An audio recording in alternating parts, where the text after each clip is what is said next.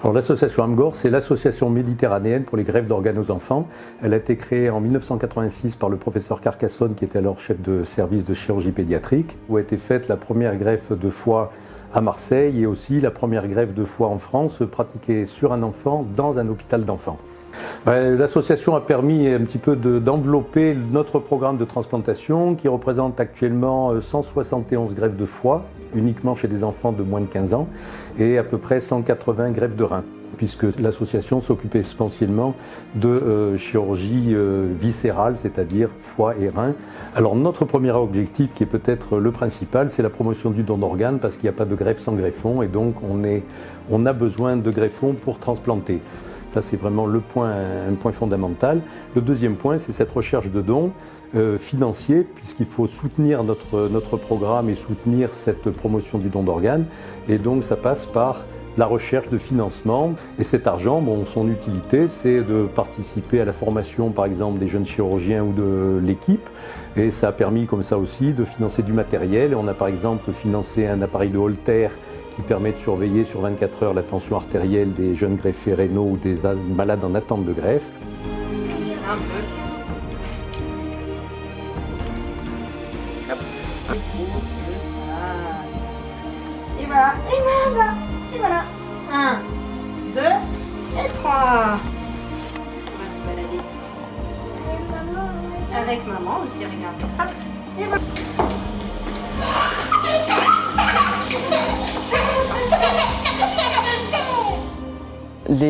J'ai aucun problème spécial depuis que j'ai eu ma greffe.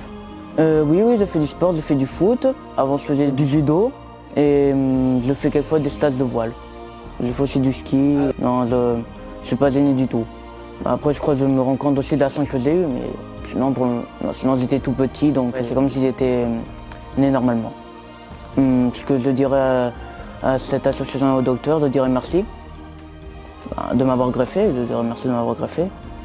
Ce que je pense dans le organe, je pense que c'est bien, comme ça, pour ceux qui ont un organe vitaux en moins, ça permet d'avoir une vie, ça permet de quand même vivre.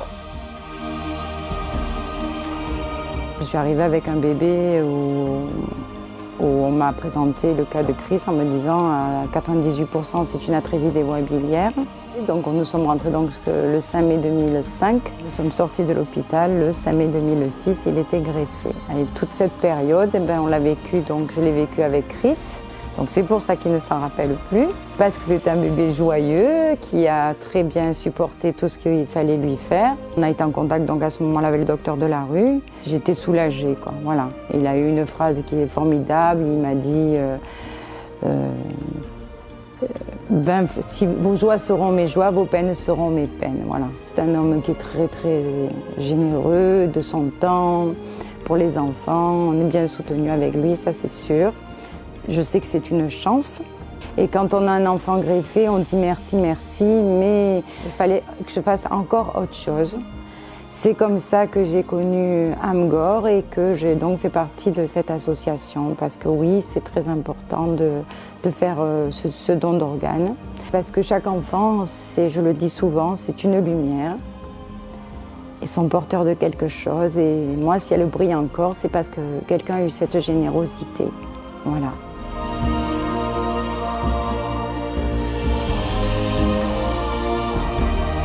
Ce qui change essentiellement, c'est le type de greffon qu'on va avoir, c'est-à-dire qu'il est évident que chez les adultes, on peut prendre un foie d'adulte que l'on va transplanter en entier à l'intérieur d'un adulte. Chez l'enfant, évidemment, il y a un problème de volume qui est évident.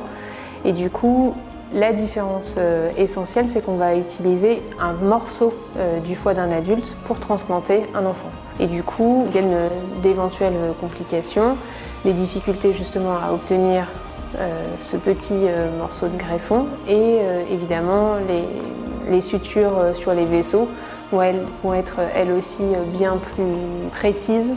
La transplantation hépatique pédiatrique nécessite un équipement spécifique, des instruments de microchirurgie qui ont été fournis là pour la première fois à la création d'AMGOR par ces fameux parents donateurs.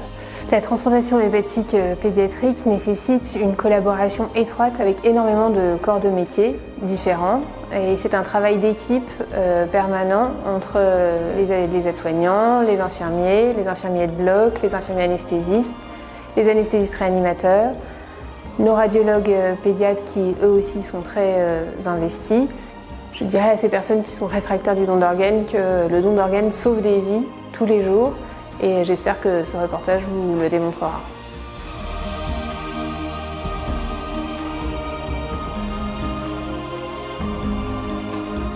Donc à l'échelle nationale, en gros, on greffe à peu près 80 enfants par an. Voilà. Ces enfants, ils sont greffés sur en gros 3 centres, répartis sur 3 villes, Paris, Lyon, Marseille. La principale maladie s'appelle l'atrésie des voies biliaires et représente à peu près 50% de ces greffes. Le taux de survie actuel est de l'ordre de 90% à 1 an, on parle de taux actuariel de survie. Mais ce n'est pas une guérison totale.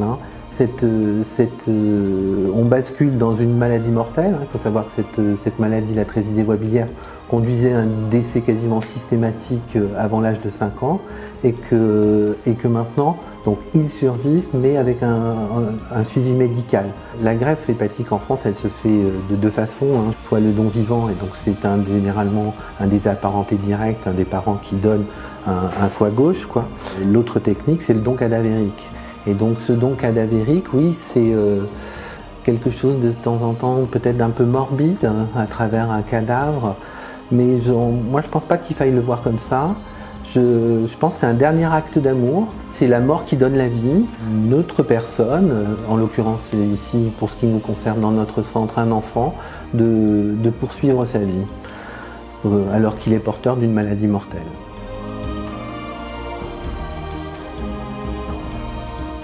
Pour que la vie continue pour les enfants et leurs familles, le don d'organes est essentiel. Et pour être donneur, il suffit de remplir et de porter une carte de donneur d'organes et surtout d'en avoir parlé à ses proches et à sa famille pour qu'ils puissent valider votre décision de donner et d'être donneur.